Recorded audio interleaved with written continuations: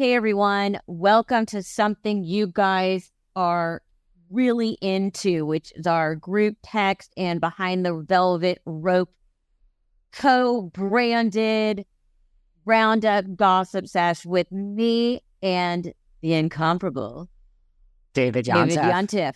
I know, but I'm just looking, you have a white microphone now? I always had one, but maybe you just didn't notice. Isn't this a cool microphone? Oh my God, it's It super used cool. to be silver and then it was having issues. And I said, I'm going to get a new microphone. And they come in like pink. Now, I almost got the pink one. Let me just tell everybody here. But the white is like matches my decor. I'm loving it. Oh, I love the white. Yeah, the white is cool. I'm Okay. also loving it. But thank you for noticing. You know, it's in the details. It is. So we have so much to go over, starting with, in the midst of all these other strikes, Bethany Frankle has launched a lawsuit or fired a shot across the bow of NBC, Comcast, E, Bravo, the whole conglomerate that they're calling the reality reckoning. Yeah. And SAG actually spoke out supporting her. And she's got Mark Garrigus and Brian Friedman. And what they're saying is unfair working conditions, back-end participation, and residuals for reality stars. I mean, it makes logical sense, right? I mean, that's kind of what SAG said. They're like, why wouldn't we kind of reach out and support this any way we can? It's the same thing we're fighting for. I don't know. I'm going back and forth with this of like, is this Bethany the businesswoman and she smells money and there's money to be made? Is this Bethany of like, I don't need money? And like, look, if she could really change this and like unionize reality TV stars, like she will go down in history. We'll be talking about that change. Like, remember the last time there was a change in media? We could think of a million things. Right? I mean, I think that's part of why she's doing this. Does it matter why she's doing this? What do you think about all this, Melissa? I think, again, I'm a little bit of two minds about this. One is she's got enough fuck you money to do this. And if she's never on another reality show, it does not matter. So is she doing this out of the goodness of her heart? After seeing, which we'll get to, what just happened on Below Deck, and it is a day of reckoning. We'll get into what the problems are. Or is it, I don't even think it's a cash grab, or is it a publicity stunt? I like to hope that this particular writer's strike and actor's strike, and everyone now has become so dependent on reality programming, that this might have just been the best opportunity to do it, because the only things that are allowed to be in production right now are reality and competition, obviously news and documentaries. So right now is the most leverage. It's going to be fascinating to see who she becomes the face of this, but who it's going to really affect and who's getting in line with her, because Dorinda and Candy Burris said they won't join it. Yeah. And I mean, well, that's the thing. And Leah Black from the Miami Housewives just recently spoke out, to your point exactly, just to basically say Bethany has fuck you money. And what happens to all the people that join this? And I mean, look, I don't think it's going to blacklist them just because their name is on a sign me up. But that's the thing. When all this is over, if this is a total waste of time and it falls apart, it's a disaster, Bethany will be fine. And what about all those other people, most of them of the reality TV world, that need the money for their next gig? This is how they earn a living. What do they do? I mean, so that is a valid point. I mean, that's the thing. Like Candy said she wasn't joining. Yes, Dorinda says she wasn't joining. If this is just a bunch of people, I have yet to see housewives and reality TV stars that are currently working. I know from 90 Day Fiancé, I forgot who, I think his name is Big Ed, just spoke out and said, like, I'm not joining, I'm currently working. So, I mean, is anyone going to join this who is currently working with a network? I don't see any names on there that are currently working.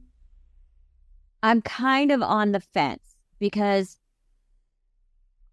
reality stars, even if they decide to be a part of this and they then cannot work, if they are a big enough name, they'll come out and blast, the networks that say we won't hire you anymore because you did this. It's the smaller ones, kind of like what's going on with the actors and the writers. It's not the A-listers that this really affects. It's everyone down. And, just to go back so people understand, when people get hired on these shows, just like they do on sitcoms and dramas, the first thing you do is sign a 7-year contract. And with actors, it's so bad that before they even screen test you, you sign this contract. So, and that's why you hear all the big stories when somebody quits because it's a money thing. It's usually a very unfair contract. Completely on the side of the network now. Is it the dog wagging the tail? Is it the tail wagging the dog? I mean, you can argue both sides. But I think for a lot of these lesser known reality stars, they do deserve something. They do deserve when Bravo runs wall to wall. Yesterday was like wall to wall Below Deck, and then it transferred into Housewives. It is so big that they kind of should get a bonus, something. And, I know one of the other things that she brought up is the Bethany clause, which is named after her. This clause, when she signed her contract, she notoriously only got $7,250 her first season.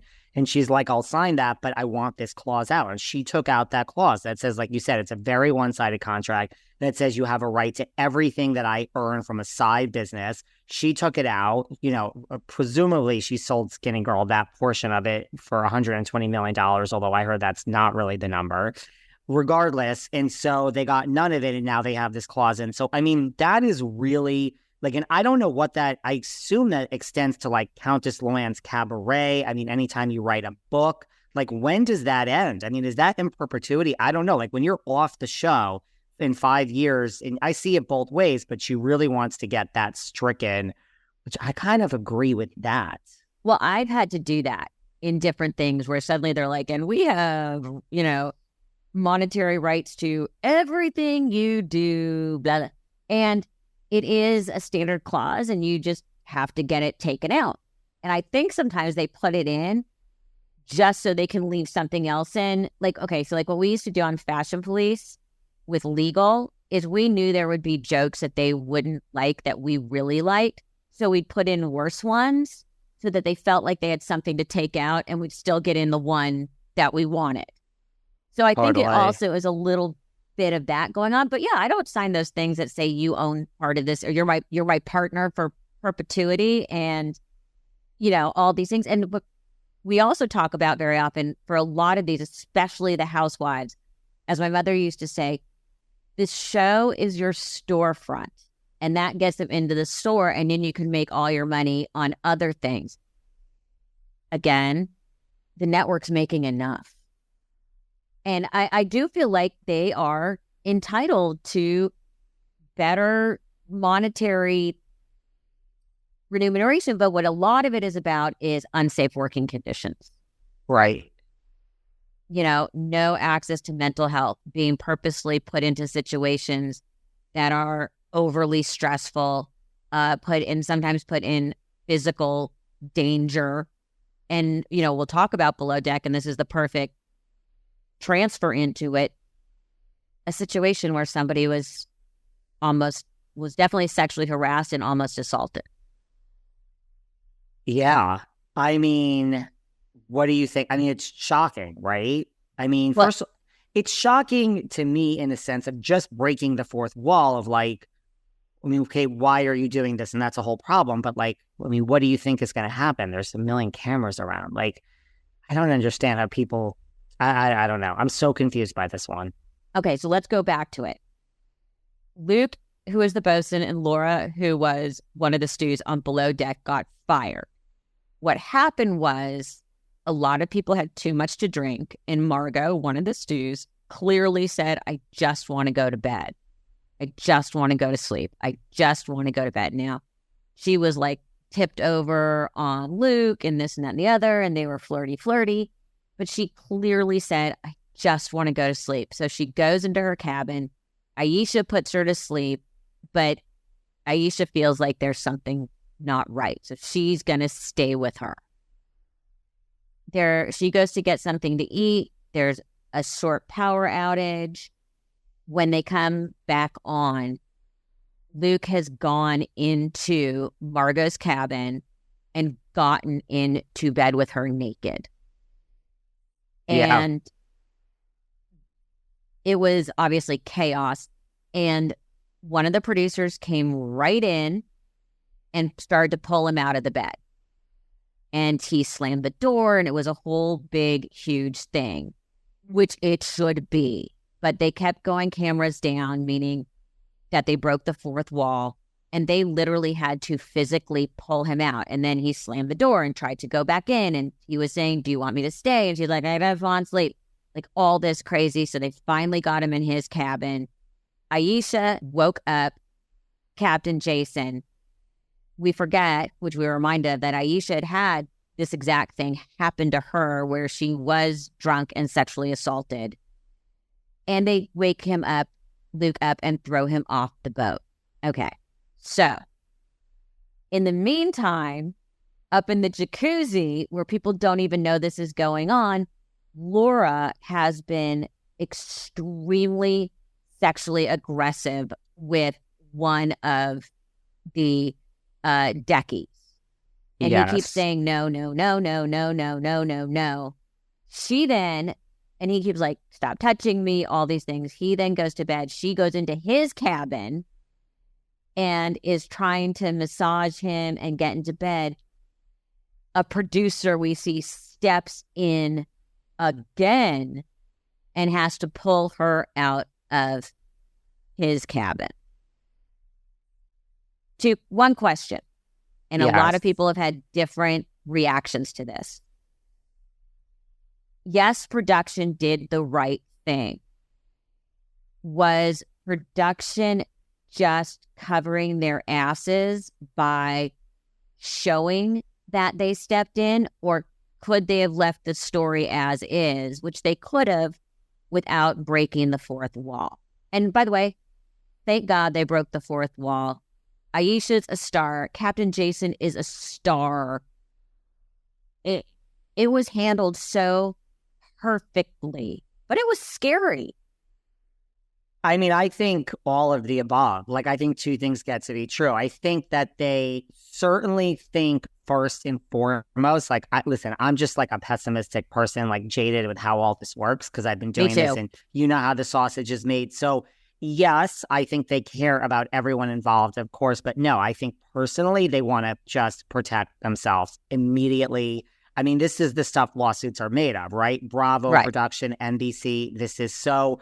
I feel there's no way really to do it other than to break the fourth wall. They could have. I agree, but I think to really drive the point home, and I think they handled it great and they stepped in, and of course they want to protect everyone, but I think they really, especially now and with everything going on, even before Bethany's strike, just the world we live in, they want to make it clear that we stepped in, because there is a lot of criticism online from the below deck, of like, now people are pulling up many instances, maybe not this egregious, where why didn't you step in season 3? Why didn't you step in season 2 on Mediterranean? And I mean, I don't even know all the examples, but that's what's now happening. And you're like, okay, those are good points.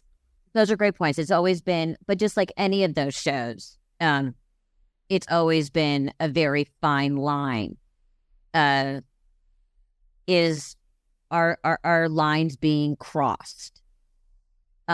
Which unfortunately get crossed all the time in real life. So it is, there is two sides. No, and nothing as far as I know has ever gone this far.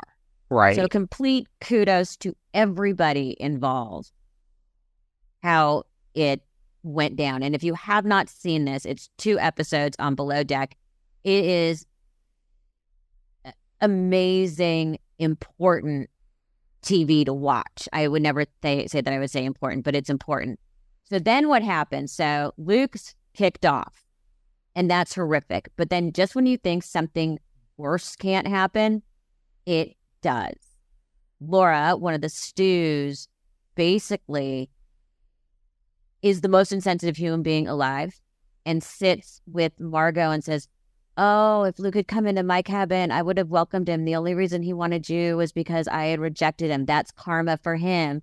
Blah, blah, blah, blah. And he never should have been kicked off. And it should have been a warning. And it was, you think Scandival was horrible?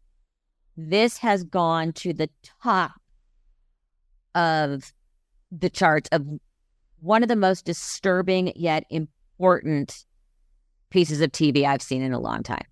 I mean, Laura was, I mean, I can't imagine the DMs these people are getting. Like, I mean, where do you go from here? Like, you're in the real world. I mean, I'm not saying we should sit around and cry for like Luke and Laura, shout out General Hospital. But like, right? Like, I mean, Luke and Laura, could we have Luke made and this Laura, up? I know. But I mean, like, where do you go from here? I imagine that you are holding your head in shame. I think Captain Lee even said, like, you know, this will have, I mean, I don't know where they're going to work in the yachting industry after this. Yes, because it was also the debut of the Kate Captain Lee show last night. But we'll talk about that another time. That's a whole nother topic. That's a whole other topic. But it was, I mean, like I said, it makes Scandival look like child's play, but there is still so much going on Vanderpump. Now, this is one of your big shows, so tell me what the hell is going on. I mean, well, first of all, we are really well into the season here, and we don't have Raquel. I mean, when you and I first started doing these a few months ago, you said, you know, she is the one that you really want to hear from the most. I mean, I really want to hear from her now. Look, there's a lot of talk that and I think it would be great not to tie it back to Bethany, but there's a lot of rumors that she is involved with Bethany, that she's could be the poster child for this, right?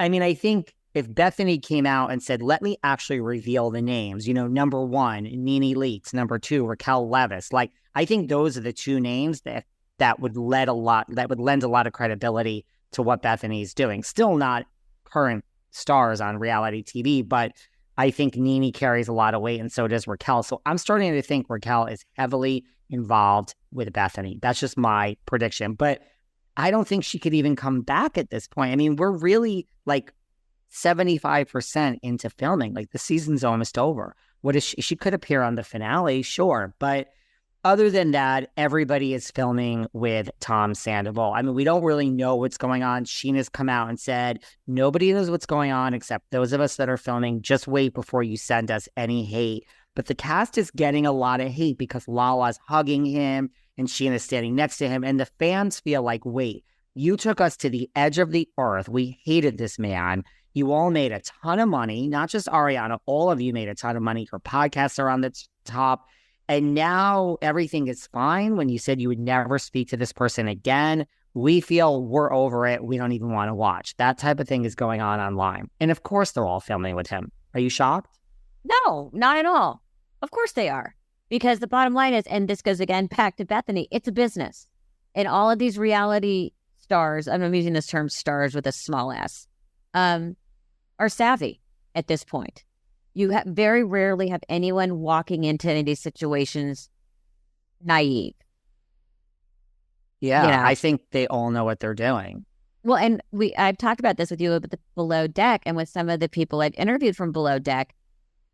First of all, how guests can go on and not think that they're going to be put in either a great light or a horrific light, or how the cast comes on and they're shocked at what is shown. I mean, at this point, you know, that to me is insane. You watch this show, you know what goes on. Yeah. Yeah, like, I don't know how you could not. And so, yes. So you have like a Lala and a Sheena, like, they know what they're doing, right? So I don't know. I guess everyone just feels kind of gypped. But of course, look, I mean, you say you're not going to film. Now, Ariana and Tom have filmed group scenes together, but they still have not had it. She still keeps saying, I will not have a one-on-one scene with Tom. So there's no sit down with Tom and Ariana. There's no, but they're in group scenes. Okay, but but in the beginning, it was, I will never be in the same room with him. Yeah. And now we're like, okay, I'll do group scenes. Okay, but I will have a one-on-one conversation. I mean, it's just, the bar keeps lowering.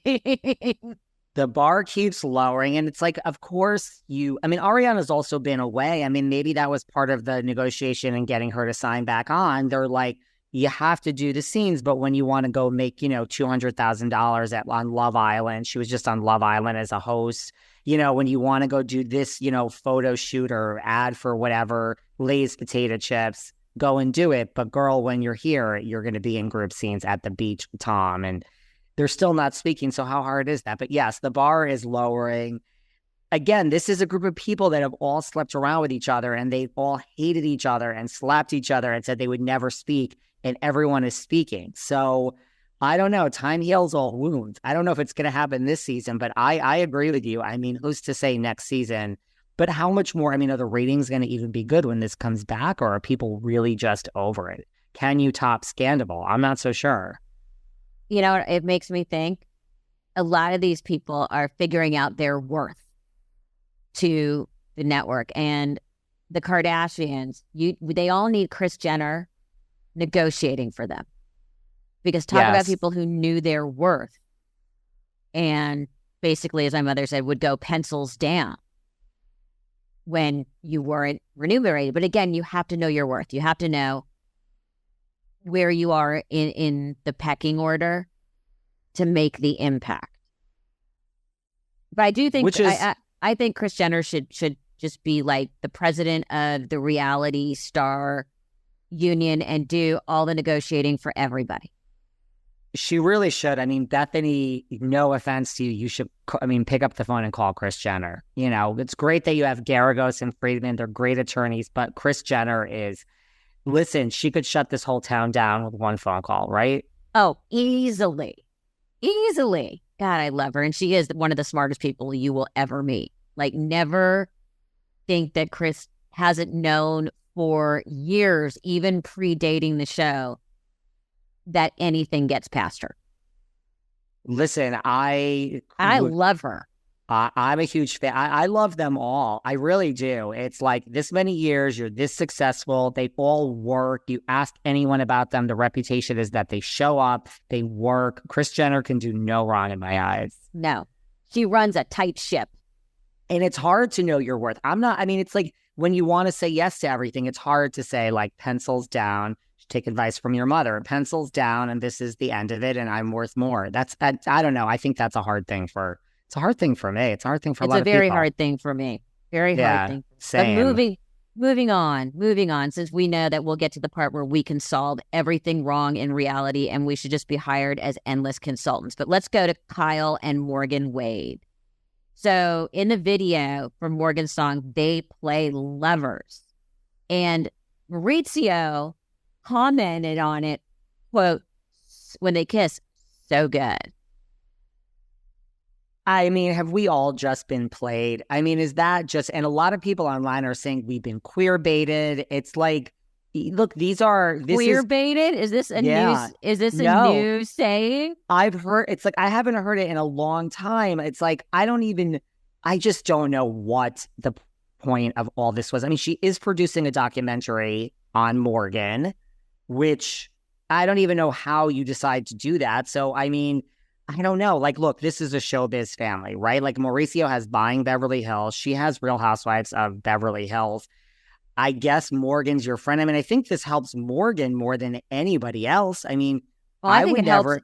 Everybody's going to turn it. I didn't know who Morgan Wade was until all this started. Same. Everyone's going to tune in to Beverly Hills to see what's going on. And you and I had discussed about, is this hard on the kids? Let's not forget, the kids have been a part of this since Kyle started the show, which you said was, 16 years ago? Yeah. This is a full showbiz family. Let's not forget that Kyle is one of three sisters, Kathy, Kyle, and Kim. Kyle and Kim were actresses, and Kathy married a Hilton.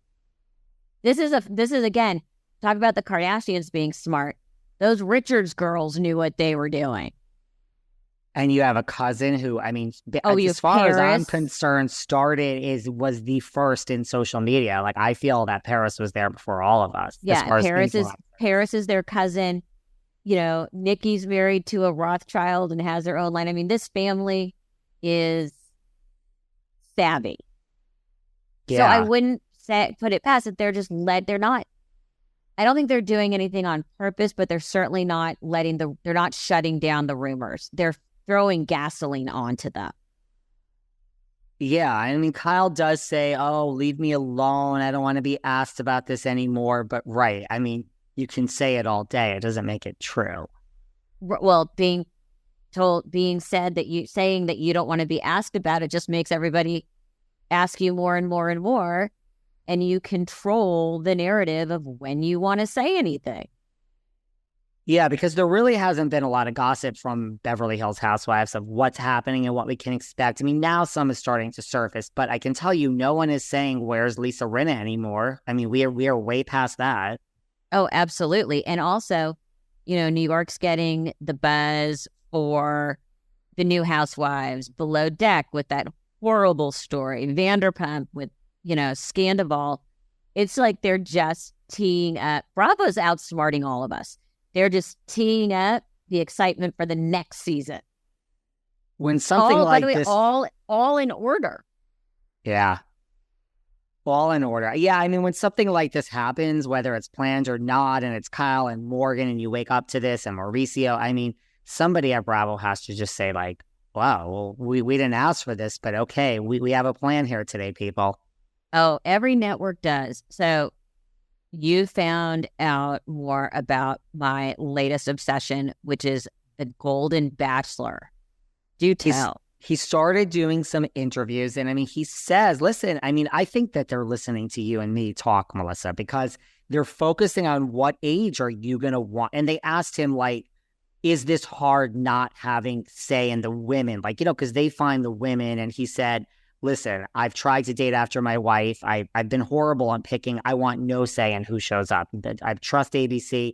But he says that he wants to date and choose someone in their 60s and 70s. So I would like this to be noted today when we're doing this podcast, this episode. Let's see who he chooses. He says 60s and 70s, and he's in his early 70s, I think 72. I don't know about this, like you and I talked about. I predict the same thing. There might be someone in like their early 50s, maybe late 40s. That's my prediction. Early 50s is what I think he ends up with. Me too. Don't get me started on men being full of shit when they say they want someone their own age. I'm okay to have that conversation with you any day you want, because I agree with that. I agree with that. So you and I were talking. Bachelor's been actually having quite a bit of news lately. Affairs. And what I find interesting is a lot of Bachelor and Bachelorette former contestants are coming out as either gay or bisexual. There seems to be a big run on this. I would say, so far we've got this, you and I looked at this, 8 Bachelor Nation stars who have come out. Gabby Windy, she talked about it on The View. Colton Underwood, we all knew. Demi Burnett from Underwood's season. And the list goes on and on and on and on. How come, 2 questions, and this is where we're going into our consulting mode. Why did they know this when these people were picked? But, and again, M&D Consulting, we're ready. How good is this for the franchise? Do we think, and I think, these things should be discussed in the show? Because I think it adds a whole new twist. A whole different twist. First of all, you could have bachelors and bachelorettes hooking up within the house. What about if one of them wanted to date someone who was bisexual? What if one of the bachelorettes picked another woman? I think it opens up the floodgates of creativity within the show, and The Bachelor could use a little zhuzhing. Yeah, I mean, the ratings are still, good. Amazing. Yeah, yes, very amazing, but not what they used to be. I am all for this, and I think you could do it one of 2 ways. This is where M&D Consulting is open for business. Call us, guys. But will ABC, and you could do it like you could have a lead bachelor that is also bisexual, because now you could have people in the house that are either straight or bisexual or gay, whatever. And so there would be, look, Temptation Island, F-Boy Island, Bachelor in Paradise, all these shows are very popular. You spend more time in the house than on these dates with the actual bachelor. Or you could have a bachelor who's not bi and just the house members. But yeah, this leads to, it'll spice it up a little bit. Listen, if this were TLC, MTV even is in the reality game again now, and like Bravo, but will ABC ever go there? I think it's a great idea, personally. Well, and I think it just adds such a modern twist and a fascinating twist to the show. If you're on The Bachelorette and she's like, I like this person, what happens if that person isn't bisexual or gay? Or what if she does like someone and becomes one of the finalists? Or what if she really likes someone and they're going on in the competition and they don't want to go home because they're madly falling in love with someone in the house and that person's getting far.